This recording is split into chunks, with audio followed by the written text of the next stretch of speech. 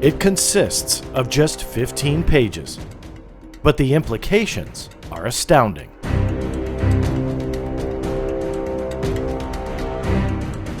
The Admiral Wilson papers chronicle a secret meeting in Las Vegas, where deep, dark alien secrets were revealed. The leaked documents are named after the one who allegedly spilled some of the secrets, Admiral Thomas Wilson.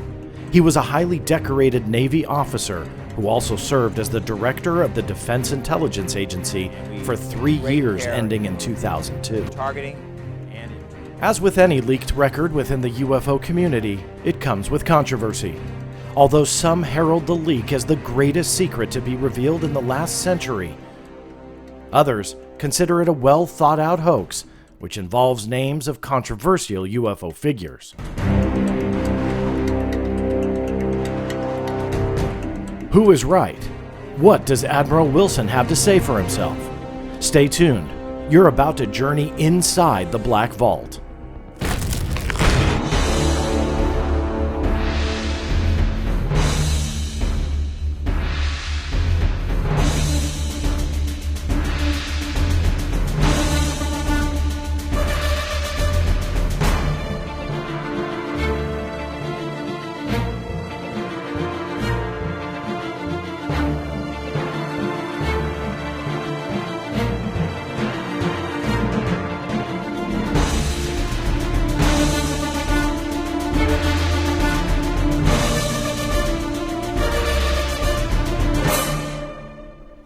That's right, everybody. As always, thank you so much for tuning in and making this your live stream or your podcast of choice, whichever way you are tuning in. I am your host, John Greenwald Jr., creator and founder of theblackvault.com and, of course, this channel. Now, I appreciate you tuning in because this is going to be a pretty exciting show. Now, I vowed, for those who follow my stuff on social media, to not do a video on the Wilson leaks and the controversy that has surrounded these leaked documents. I just couldn't stay away from it, and on top of it all, I received a bunch of requests from my Patreon subscribers, and I want to make sure that those who do show that type of support get exactly what you're looking for. Now, I don't mind doing these types of videos. I just knew that it would be a rabbit hole going down, and that is exactly what happened. But I had a lot of fun doing it, digging in and trying to figure out what I could and what I couldn't about these documents. Now, not everybody watching is going to know exactly what I am talking about. So I'm going to give a little bit of a history. And when I dug into this, I actually didn't know a lot of the history myself. I knew a little bit about, obviously, what the documents were, how they came about, what they said, and so on and so forth. But digging in, it was actually kind of interesting to really just figure out the lineage, the chronology, going back so many years that this story did not surface with just the documents, but obviously has been around for quite some time. So we're going to get into that. Now, of course, in the Black Vault channel tradition, I want to go ahead and bring up some visuals here just to get some of this across. Now, if, again, you are listening on the podcast version, I do have visuals on the YouTube channel. This is all via video.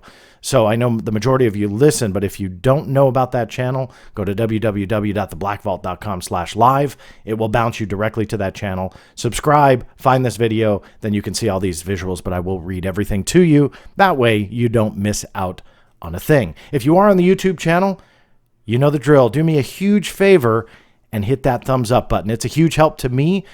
Make sure you're subscribed to the channel. Get notified by turning those notifications on. That way you don't miss anything. All right, so let's get into it. Now, the Wilson documents appeared last year and really, again, has been filled with this controversy. As with anything, like I said in the introduction, involving a leaked document in the UFO field, it's never easy and it's never black and white. Ever. I don't know why. But they did appear in April, on April 19th, I should say, of 2019, on this site. Now, there's a lot of ways to say it. The correct pronunciation is Imager. Now, Imager is the one that an anonymous poster uploaded these documents. Now, how they were online, I don't know. Like that, who did it is obviously a mystery. I know that's kind of obvious at this point, but it has to be pointed out. But the drop on Imager included 15 different pages that we now know as the Wilson documents or the core secrets document. Now that obviously ties to a Edward Snowden leak, and so it talks about things that only very select few people will know about, and we'll get into that for obvious reasons. But anyway, the core secrets, I think, really did start to surface with a lot of the Snowden leaks and so on, that really is where that came about, and then obviously got connected to these. Now, we'll get into the documents themselves. I won't get in too much, just simply because there's a lot of videos out there and you can, well, read them yourself. I don't need to read everything to you. I'll go over the highlights, though. But here's the gist of what these documents are. Now, they were written, allegedly, by a Dr. Eric Davis. Now, if anybody follows the UFO world, especially in the revelations of the last few years of OSAP and ATIP and the Pentagon's quote-unquote secret UFO study, you'll know that Dr. Eric Davis was connected to that as well, authored some of the defense reports that went along with that. He's a senior science advisor, or was, I should say, at a company called Earth Tech International. And the reason why I say was that company run by Dr. Hal Puthoff, the co-founder of To the Stars Academy. Well, he, I guess, has separated from Eric Davis, although as of the recording of this, is still listed on the website. Maybe outdated, but from what I understand, Dr. Davis is no longer working with Dr. Puthoff. Again, just to add more confusion with an outdated website. I thought that was about a year ago when they separated. But I'm pointing that out just simply because you see a lot of these names over and over throughout the years, especially through this presentation, but over the years throughout different and various stories when it comes to ufology. So Dr. Eric Davis wrote these notes that are known as the Wilson leak, or the core secrets document. And again, he is heavily connected to Dr. Hal Puthoff. Now, this is the same Dr. Eric Davis. For those who have read a lot of books, you'll know that Dr. Davis also spent a lot of time in the National Institute for Discovery Science. This was the private organization run by this man, Robert Bigelow, the billionaire founder of Bigelow Aerospace. Now, NIDS was a subsidiary of that. Robert Bigelow, obviously a huge interest in the paranormal, in UFOs, and Dr. Davis was a consultant in the NIDS organization. So he obviously has a big lineage. I mentioned that he authored one of the what are called DIRD reports. This is one of those reports made under the OSAP contract, or ATIP, connected very, very tightly. You'll see here the author, Eric W. Davis, and the document Traversable Wormholes, Stargates, and Negative Energy. So obviously Dr. Davis is into some very fringe elements of science and research, and he's really got his fingers in this. He's definitely not a nobody in the scientific community, again, not only with the UFO stuff, but has authored quite a few other reports and has been contracted by the Air Force Research Lab and a couple other places to do other studies as well outside of OSAP. Now, these documents, again, allegedly written by Dr. Davis, chronicle a meeting with this man, Admiral Thomas Wilson. Now, he's a retired United States Navy Vice Admiral. He's highly decorated. He served as the director of the Defense Intelligence Agency from July of 1999 to July of 2002. Obviously, you're not a nobody if you get to that position. Some of his awards include 3 Defense Distinguished Service Medals. He was awarded the Distinguished Service Medal with the Navy, the Defense Superior Service Medal, 3 Legion of Merits, National Intelligence Distinguished Service Medal, Director of Central Intelligence Directors Award. I believe that is the correct title for it, even though it sounds redundant. So this man is highly decorated. He is not a nobody in the military infrastructure, obviously well known, served on the Joint Chiefs. So he is somebody that obviously, if there were secrets to know, he would be somebody to know them. Now, the notes, again, are 15 pages with a letter from a Will Miller, which I don't know if I'll get into much in this. But I want to give you just the gist. If you want to read all 15 pages, great. I invite you to do that, because as we get towards the end of the presentation, you'll want to do that to either reinforce or debunk that theory I teased about on Twitter that I'm going to put forward, debunk it and fire back at me, which is fine. I always welcome respectful discussion. So I invite you to read all of them. But here's the gist of what these documents say. Now, we know they were written by the date at the top on October 16th, 2002. They detailed a secret meeting between Dr. Davis and Admiral Wilson after he retired from the Joint Chiefs of Staff and as the director of the DIA, which we already kind of briefly went over.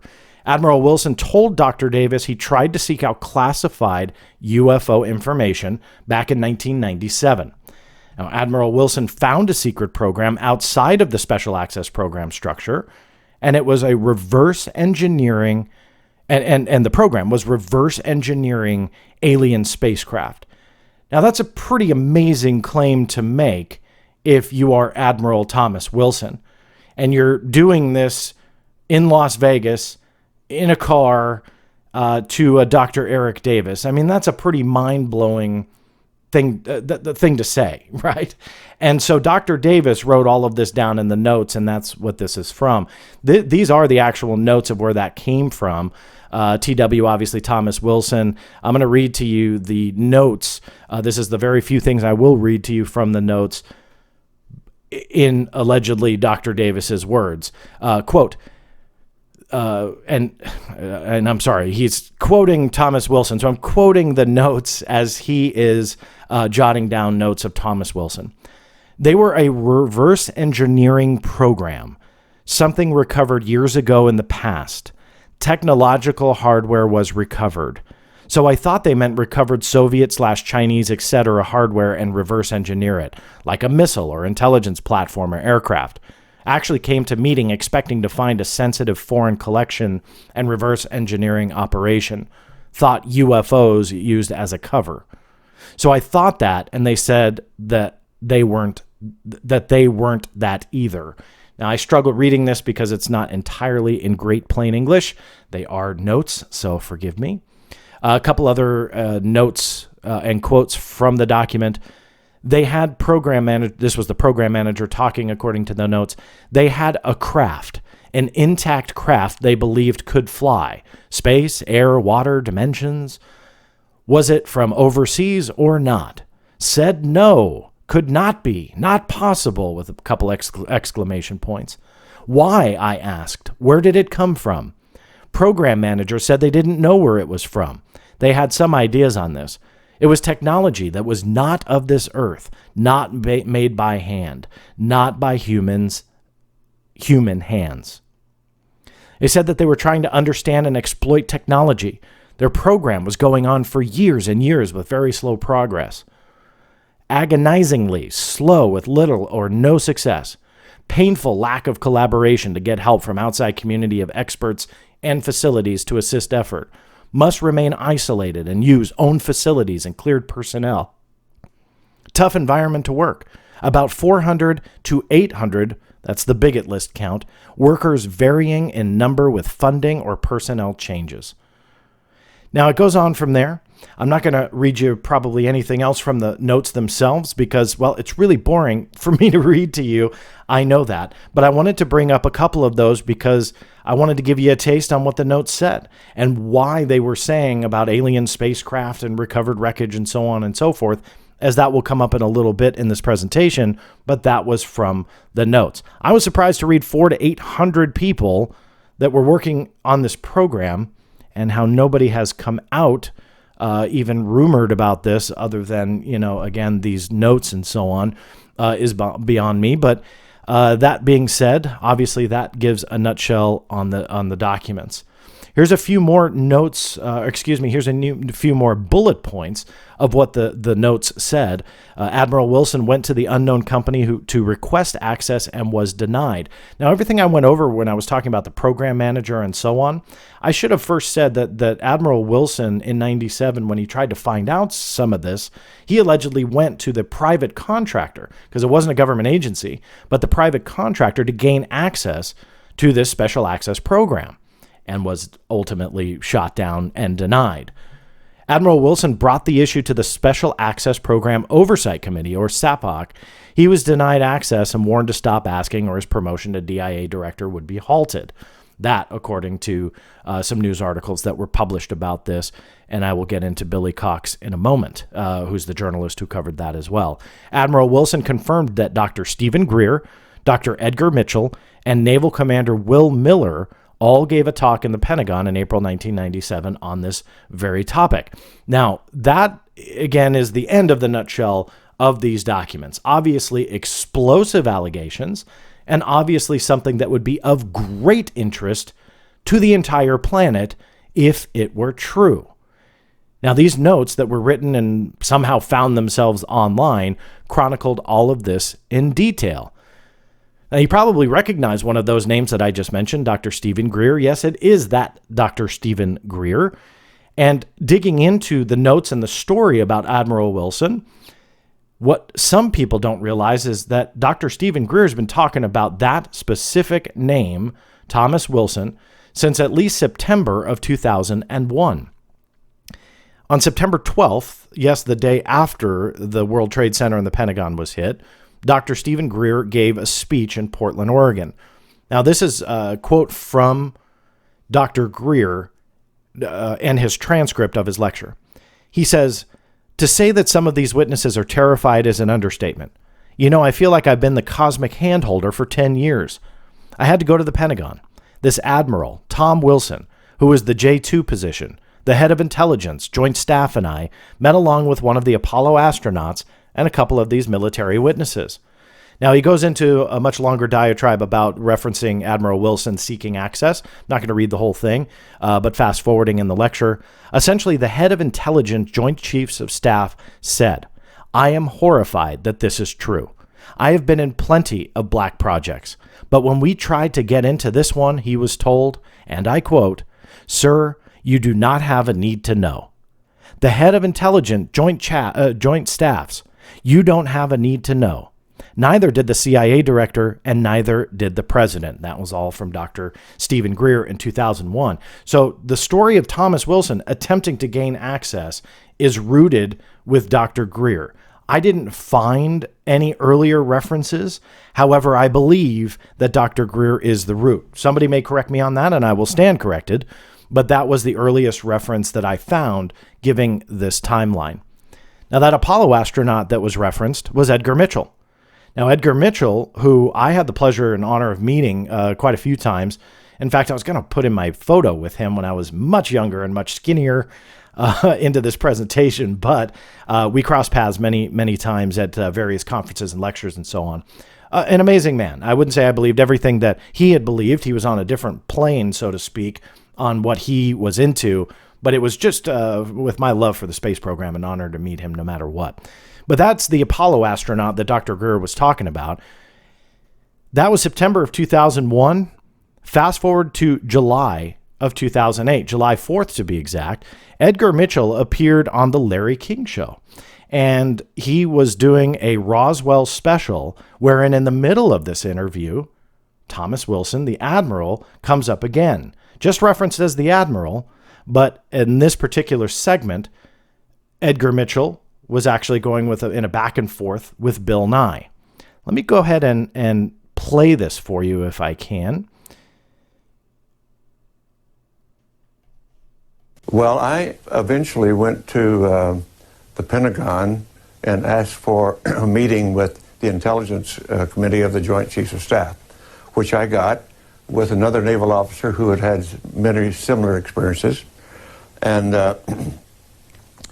we told our story, and this gentleman, a vice admiral, said to us, "Well, I don't know about that, but I'm going to find out," and called a few weeks later and said he had found the source of the black budget funding for this project, and that he was going to subsequently investigate, because if it was real, he should know about it. As a matter of fact, he should be in charge. That was his words. And so we did get calls from him sometime later, and a report much later than that, that he had found the people responsible for the cover-up and for the people who were in the know, And we're told, I'm sorry, Admiral, you do not have need to know here, and so goodbye. Now, obviously, I can't play the full clip. It is actually pretty entertaining, where Dr. Mitchell ends up telling Bill Nye essentially to shut up. He uses those words. So it's a pretty entertaining clip. So make sure you click on that link after this presentation and go ahead and view the whole thing. So let me go ahead and move on. So that was July of 2008. In August of 2008, a great investigative journalist by the name of Billy Cox, somebody who I've been friends with and have known for probably a strong 20 years. He's written for the Sarasota Herald Tribune. He's covered UFOs on many, many different occasions throughout the years. That next month, in August of 2008, he tracked down Thomas Wilson based on all of this, and he wrote the following. A former high-ranking military intelligence official rumored to have been snubbed in his attempts to obtain sheltered UFO data insists he never even bothered to look for it. Never, that's a quote, never, retired Rear Admiral Thomas R. Wilson replied Tuesday when asked if he'd ever been barred from retrieving classified material, exotic or otherwise, during his career. So kudos to Billy Cox for tackling this story way back at its inception, when it started circulating on CNN's Larry King and so on and so forth. Just this week, Billy Cox was at it again. Kudos to Billy a second time. Thomas Wilson spoke again. On June 12th of 2020, Billy wrote the following. The Admiral, Thomas Wilson, at the center of controversial notes describing his inability to access a classified UFO research program, says the documents are bogus. Furthermore, he says the alleged author of those notes, physicist Dr. Eric Davis, never interviewed him. Now, of course, to the biggest supporters of the Dr. Eric Davis notes and the Wilson leak is the fact that if they knew that all of this was real, they would deny it anyway. That's what they do. They need to keep the secrecy. So the denial is actually an admission. Now, only in ufology is some denial thought of as an absolute definitive admission that things took place. But sadly, that is exactly what these denials do in the field of ufology. Now, it is actually rooted in a little bit of truth. If something is so highly classified, let's say an unacknowledged special access program or a USAP, it is possible that they could essentially be exempt from any type of, laws or anything that they needed to answer. And they could legally lie and say, we have absolutely no idea what any of this is, simply because they can do it. Those unacknowledged SAPs can be denied to the point of saying, we have no idea what this program is, etc. In fact, many of them, most of them, all of them, whatever it is, have no congressional oversight, which means that usually that there are, again, people asking questions, watching those figures, the statistics, watching everything, and yet there is none of that. So even though people, I think, are silly to use that argument, it is a little bit rooted in truth. Now, why is it silly? Well, we have to accept that Thomas Wilson, the director of the Defense Intelligence Agency, would just dismiss every oath he took and would put away that entire history that he had, that worked his way up in his career to be in the Joint Chiefs and to be the director of the DIA, say goodbye to all of that, sit in a car in secret with Dr. Eric Davis in Las Vegas and wave goodbye to his oath and start touching upon classified secrets. Now, you may argue, well, he didn't know any secrets, he was denied. Well, the mere existence of a program like that, just the knowledge to admit that it existed in itself, would be classified. There are instances that you can show, one of which is in the public domain, was a researcher who had a security clearance. So I'll make this real world for you. This is a genuine example. His name is Lee Graham. I first met Lee many, many years ago. He had a secret clearance working for Aerojet. He's been around the UFO field for decades, like myself, which is where we crossed paths because we lived close to each other in the late 1990s. Now, during the course of his FOIA requests, while working, he was inadvertently sent a document that connected Senior Trend, the code name for the F-117 stealth fighter, together. And that made a document that he received, just the mention of it, secret. It was all a mistake. He was not cleared to see it. This caused a big investigation. The story goes much, much deeper, but the nutshell is just the idea of a program connecting it to the real world in it of itself is classified. The same would be true for this. Even if Thomas Wilson came across an unacknowledged, highly classified special access program, and he goes to get access to it, and let's just say he was denied access, right? I guess we'll just assume all of that is true. The mere idea that that program exists is classified. So he turns around and tells Eric Davis that is a breach of national security. That is a breach of his security oath. And so the people that are supporting this document that say that this all happens, but if he denies it, he's absolutely lying. What happened? All of a sudden, now where it actually would do some good if he wanted this information out in the open, he goes, no, I'm not going to talk about it. I've got security clearances. So legally, I can say no. So his official on the record comment is, they're bogus. It never took place. I never met Dr. Eric Davis. Ha. Hands clean.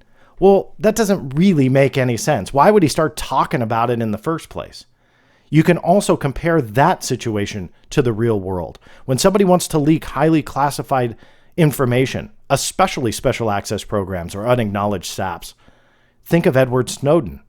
He didn't go to the back of a car and start talking to a scientist or somebody who might use the information to do some FOIA requests. No, he goes to the mainstream media. He goes to the heart of what it is to share information with the public. That's what he does. What happens? He climbs into a hole and goes into hiding. Why? Because he just spilled the beans on a bunch of secrets that are now out in the open. Now, even though that may sound like an overstretch because Snowden's responsible for releasing tens of thousands of documents and so on, and the Wilson documents are not, it doesn't matter. Classified is classified. SAPs are SAPs, USAPs are USAPs. If you're not supposed to talk about it and you start breaching that security oath that you took, action will be taken. Yet absolutely nothing has happened since September of 2001 when allegedly highly classified knowledge is being shared in UFO groups, Larry King Live, in newspapers, and so on. Not a thing happens. You have to connect it to the real world. You have to connect it to we know what does happen. And that is they will try and shut it down like Snowden or take action in a legal way. Chelsea, Bradley Manning, however you want to refer to them, they are the same way. They release secrets, they get in trouble, they go to jail. Pardoned or not, in the end, they still have that legal action taken. So these are common sense and logical ways to look at highly classified programs, not because we're guessing, but because we've seen history play it out already. And that is why we have to look at these a little bit more skeptically rather than, aha, Wilson denied it, so it has to be true.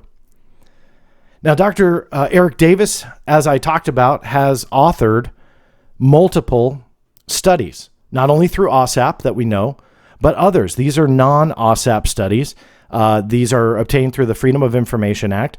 These are documents that Dr. Eric Davis had created after getting funding from the United States military, mainly the Air Force Research Lab, to conduct research on laser light craft propulsion systems, ball lightning, advanced propulsion, and teleportation. So Dr. Eric Davis has been around the block a lot. Now, these particular documents are all unclassified and cleared for public release. They were never classified from what I can tell from the documents. But we do know that Dr. Eric Davis does have a security clearance. Now, unless he's lying, I take him for his word on this, that he does have a security clearance because you had to work within the OSAP contract through Bigelow Aerospace's subsidiary BASS. And per the paperwork, it had to have been a top secret clearance. So likely Dr. Davis has an active top secret clearance and has had one for many, many years. Let's go back to that whole logic thing. And this is something that I feel that maybe not everybody will completely agree with me on, but those with security clearances, if you have them, likely will. When you hear potentially classified information, which again, that Admiral Wilson information that was passed on to Eric Davis, the mere existence of it would be classified, as a security clearance holder, do you run home and automatically write all that classified information down? Of course not, or likely not. Let's just say you do, though. Let's just say you write it down and you, again, aren't supposed to, but you have it in your home. Hopefully you have it locked up. But instead, this qualified scientist with a security clearance decides to just leave it out or make copies of it and disseminate it. He knows that this would be classified were it to be true. And yet, he is so careless with it, he either leaves it out in his home, somebody steals it, somebody lifts it, he makes copies of it, disseminates it to his buddies that aren't trustworthy enough to keep the secret because it ended up on Imager. So what happened with Dr. Eric Davis's clear security oath that he has taken? Did he breach it? Probably not. So my guess is that he would not take classified information, put it into a written form in an insecure environment, and then let it go into the wind. I just don't buy it. Now, I want to give a shout out to a buddy of mine, James Iandoli, who was really instrumental today in helping me fill in a few small gaps here that I'm about to get into when it comes to how do Dr. Eric Davis and a couple others address the Wilson notes. Now, if you don't know James, he runs a YouTube channel called Engaging the Phenomenon, and his Twitter handle is Engaging the.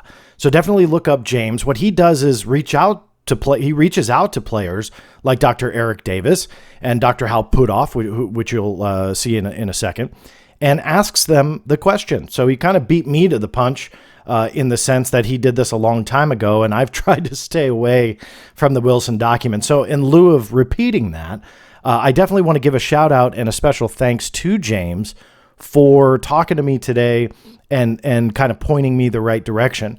Now, I don't have a slide for this, but one thing that James is attributed to, that I could attribute to James, I should say, is he reached out to Dr. Eric Davis long ago in the beginning days after this surface and asked him about the Wilson documents. And obviously, Davis is the one to go to. According to James, according to James, Davis would not comment on any of it. And he had no comment. And so I asked James and made sure I was okay to connect that to him. So according to him, that is what Davis says. That is what he is saying about the Wilson documents. No comment, no denial, no admission, no falling to his knees saying, I swear to you, I made it all up. Nothing, none of that. It's all a no comment. Now, I have heard rumors on Twitter and Facebook that potentially there's some more stuff coming out with Davis. But as of this video, I don't know what that is. So that might be outdated tomorrow. Who knows if Davis starts talking. But as of right now, he essentially has no comment. Now, another thing that James does, which I really like, is that he creates graphics of quotes that he's either heard or obtained himself. I really like that. I do it myself sometimes. I know others do, but James really works hard at that. This was a post that James had done on February 9th of 2020. This was a quote from Dr. Puthoff while he was doing a Q&A session and asked about the Wilson documents. Here's the quote from Dr. Puthoff. That is a question about the Wilson documents. They probably got leaked on the internet. And Wilson was one of the Joint Chiefs of Staff interviewed by my senior scientist colleague, Eric Davis. Since it discusses potentially ongoing programs, I have no comment. So, hiding behind a security clearance potentially here, he's just saying no comment either. So now nobody's talking about this. They won't confirm it. They won't deny it. But like I said, if they deny it, it's an admission, right? Well, to some. Would they admit it if they knew it? Who knows, right? Now we can play what if games, but at this point, this is what they are saying. Now and so thank you to James for those slides and for that permission to use that material. Another special thanks is to be given to Lieutenant Tim McMillan. You've obviously seen him on this channel a couple times that I've interviewed him, and he has done extensive research into special access programs. He wrote a big article for the War Zone on the Drive on just that. And he digs in deep about special access programs. Now, I want to read to you a few things that Tim has talked about when it comes to the Wilson documents, because plain and simple, Tim has some excellent points that no one can address. These are tweets that he has given out, so I'm going to read these to you simply because I feel that if I tried to put it in my own words, it wouldn't do it justice. So this is what Lieutenant McMillan has said. Admiral Wilson would have known, as J2 or DIA director, he wouldn't have inherent access or oversight over an Office of the Undersecretary of Defense for Acquisition and Technology Special Access Program. He would have known cognizant authority would have been granted by the Secretary or Undersecretary of Defense. Therefore, it makes no sense for him to be upset for being denied access to a program he'd never have access to in the first place. That's a common sense way, Tim, to look at it. Kudos to you, because why would he be upset? At his position, he would know better. Regardless, here's another quote from Tim. Regardless of if 98% of a SAP is being ran by an outside contractor, each DoD SAP that's receiving government funding, even dark money, will have a government program manager and a government security manager. Those would be DoD employees and the first point of contact Wilson would make if he was trying to find out more about a program. Yet by the notes, he never did that. He never told Davis he did. He went straight to the private contractor. Again, someone at his position would know better. Here's another quote from Tim. If indeed Wilson found a particular SAP he wanted access to, again, as a career naval intelligence officer, he'd be well aware of the fact that the only way he would get access to a SAP he did not already have access or cognizant authority of would be through the Secretary or Undersecretary of Defense. So again, he would know better. The private contractor isn't the approval authority. The government is. Yet another fact that Davis should have, or that Admiral Wilson should have known about. And the last quote I will read to you from Tim. In November of last year, that would be 2019, I asked Christopher Mellon, about his thoughts on the Wilson memo.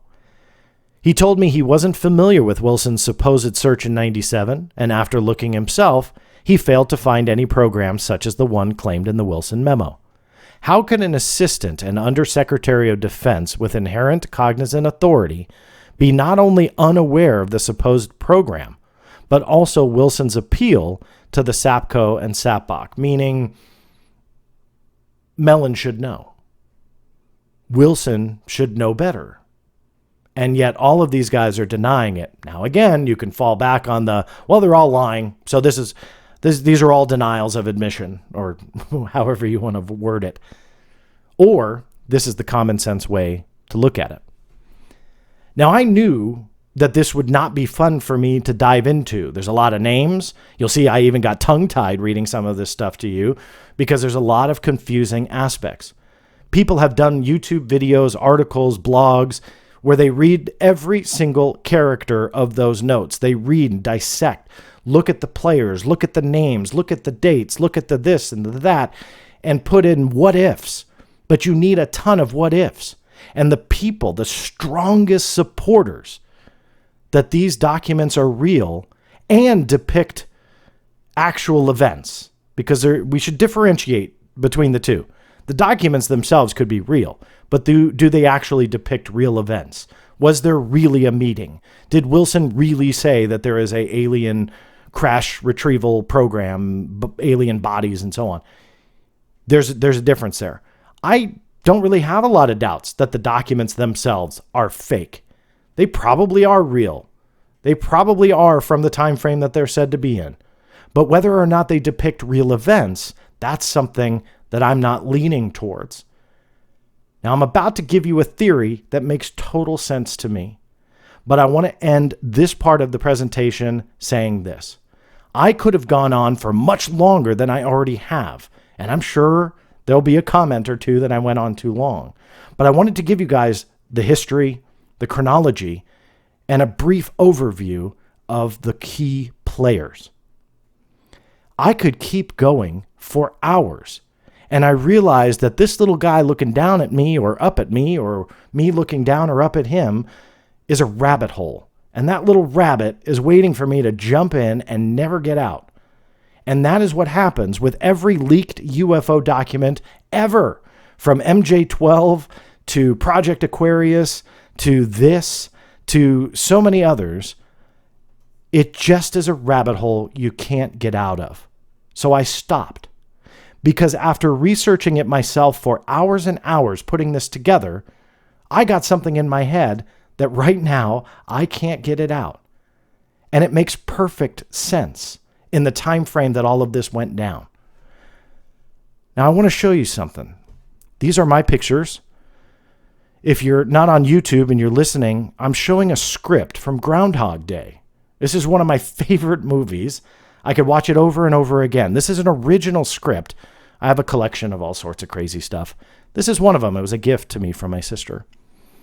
And this script, as you can see, Columbia Pictures, if you haven't seen the movie, watch it. It's hilarious. You can see on the right-hand side of your screen how a script is set up. If you've never seen a movie script, it's plain and simple. Scene setups, you place the scene. Sometimes you date it, daytime, nighttime, sun shining, outside, wet, pouring rain, so on and so forth. Then you set it up with the scene itself, like this one. Phil enters the old library of the house. The matron of the house, Miss Lancaster, spots Phil. So you set up the scene, and then you get into the dialogue. You'll see Miss Lancaster, did you sleep well? Phil, even with emotions tacked on to it as well in between the dialogue. Now, why am I bringing this up? Well, here is my crazy theory, because it actually makes sense. If you go back to this page where it lists Eric Davis meeting with Admiral Wilson, the date 10/16/02. Read the first line. Rich says to go to EG&G Special Projects Building at Greer and Paradise. Meet at 10 a.m. Don't be late. Sets the scene. Time 10:10. The Admiral is late. Arrives with 2 Navy officers in uniform. He's in suit. Now civilian in uniform. 1 full lieutenant. 1 commander, a petty officer, drives the car. The scene is set. Greetings with Admiral Wilson. We sit in his car. Everything, the stage is set. Dialogue. Thomas Wilson. Hello.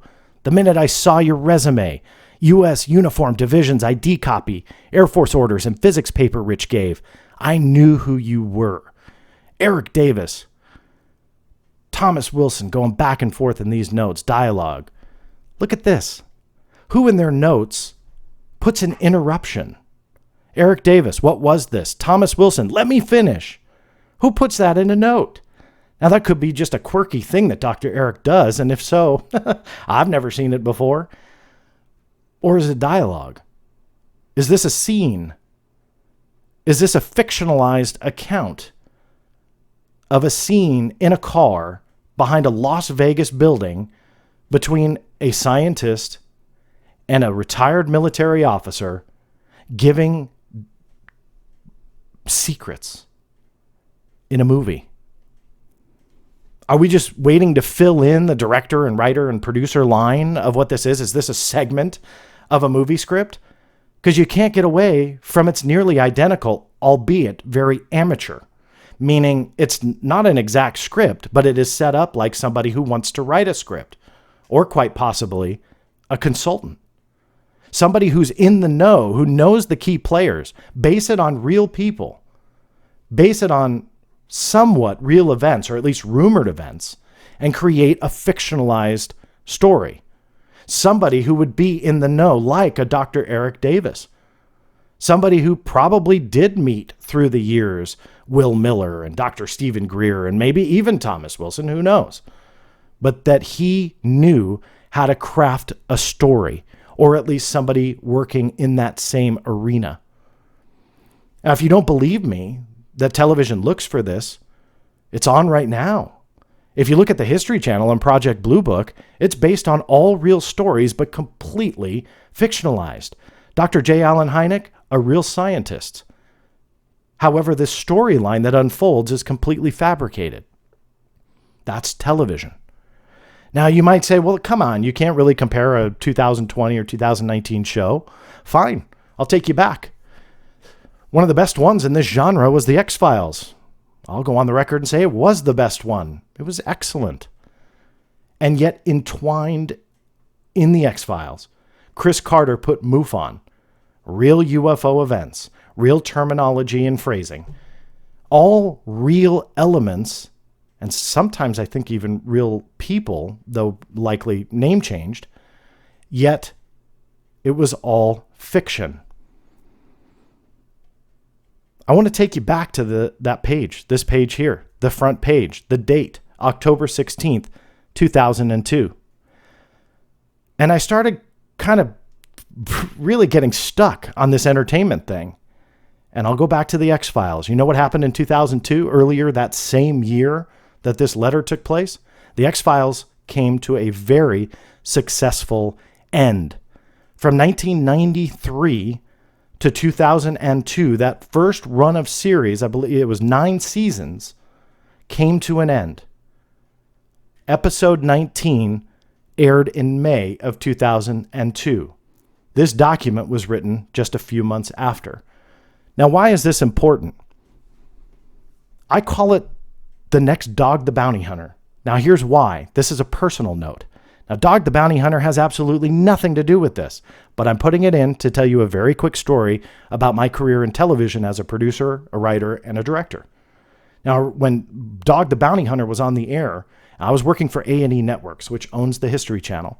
I had developed a couple UFO shows that sold and aired. You might remember some of them. I won't rattle them off, but it was during the UFO Files series, and created quite a few of them. And what we were doing was creating a series. And the idea was always from the network executives, even beyond A&E, was find the next Dog the Bounty Hunter. The success was so big with that show. You Reuters doing articles just on the fact that it was an amazingly rated show. Literally millions of people. So network executives were all about this. That's nothing new in television. When I was working around Dog the Bounty Hunter and this whole age, it was around 2002. TV's no different now. They're looking for the best next hit show. But what I'm saying is they started to emulate other storylines. Some where series would come to a successful end. For whatever reason, the X-Files went away. You know Fox was looking for the next X-Files. Beyond Belief, Fact or Fiction ended in September of 2002, that same year. Also a successful run for Fox, 4 seasons. The premise of that show, within the course of 1 hour, 5 stories were shown. None of these stories have any logical explanation. Some of them actually occurred. You're left to decide which of these stories, if any, are fact and which are fiction. This is what was airing on television in 2002. Fictionalized stories that could or could not be true. How do you do that? Base it on real people. Now, I'm not saying that this was a script or a page from the X-Files or from Beyond Belief. I'm trying to set the stage for you to show you exactly what it was like in 2002. Also in 2002, the paranormal genre was incredibly big. This also, to anybody who has any experience in television, including those with just a little bit of common sense, if baking a pie works for you, you don't try and change the recipe. You bake that pie. And so you had a ton of paranormal related shows at their peak in 2002, either starting or doing incredibly well. Beyond with James Von Prague was one of them. That started in September of 2002 in syndication. Numerous seasons of Crossing Over with John Edward. That as well, again, paranormal genre, doing incredibly well in prime time and on syndication on a national and international level. Again, the next Dog the Bounty Hunter. Now, that is why I am not a big believer that these notes depict a secret alien program of crash retrieval and so on and so forth. Because in my mind, when you read these notes, they're not notes at all. It's a scene. Right from the setting of the stage to the time to the location to interruptions when one character interrupts the other. It's an interesting correlation between something that we want to be true, but is potentially not. And if that date of 2012, if that date in 2002 is to be believed, and that is when these were written, when you look at entertainment and you look at Fox Television, Fox Networks, and what shows which were so successful were coming to the end, you have to ask yourself, was somebody involved in this story that wanted to be a television producer? Was a television producer involved in this story and enlisted the help of one of these key players to write a scene for an X-Files or for a Beyond Belief type series? In my mind, that makes more sense than Admiral Thomas Wilson sitting in the backseat of a car or whatever behind a building in Las Vegas saying adios to his security oath to talk to Dr. Eric Davis in the hopes that the guy would never spill the beans on what he said. And if it were ever to get out, he would deny it. So what motive would he ever have to share that? Common sense and logic. There's nothing to support this, sadly, at all. Until we get footage of the actual meeting, until everybody just falls down and says, you know what, this all took place and it's the truth. Here's the documentation. Here's the program names. Here's the private contractor. Those documents said 400 to 800 people are working on that project. Where are they? This was 2002. It was talked about. 1997, he was seeking access. So we're talking 20 to potentially 30 plus years ago that these people were working on the program. Not a single one wanted to do what Thomas Wilson did. Not a single one wanted to say adios to their security oath and start taking this out to the masses. Not a single one. That doesn't make any sense whatsoever. And the real world juxtapositions that we can make between Edward Snowden and Chelsea Manning and the leaks of highly classified, unacknowledged special access programs that we now know are in the open. The moment those went into the open, those responsible for bringing them into the open went into hiding. They went into a hole. They were prosecuted. They were thrown in jail. And yet, in this, for the last 19 plus years, since Dr. Stephen Greer has been talking about the idea and concept of a highly classified program, not a single thing has happened ever. And the story gets better with time. Notes come out. The story grows. People deny it, and they look for the attention. And by the way, I know some people look at those denials as saying some kind of admission that this is all true. I will end the television crazy theory that this is potentially an excerpt from a script with this. Every time I worked on a major television series, whether it be for History Channel, Discovery Channel, National Geographic Channel, Fox Home Entertainment, and quite a few other networks, I signed a non-disclosure agreement. If before that show aired and you asked me, any of you listening or watching, John, what did you work on yesterday? I couldn't tell you. I legally couldn't. In fact, I shot a television show last year before this whole pandemic craziness for a network that I still cannot tell you about because they haven't announced the show yet. That's my non-disclosure. It's not a security clearance and it's not a conspiracy. It's simply what happens in entertainment. So the next time somebody says, I have no comment, it's possibly because there's an NDA or a non-disclosure agreement that has nothing to do with a security clearance, but everything to do with a private sector entertainment program. And that is my crazy theory that I'll leave you with. I haven't heard that one before, but I can't get it out of my head because it is nearly identical to that Groundhog Day script and the format and somebody who wants to make a break. I'm John Greenwald Jr. signing off. We'll see you next time.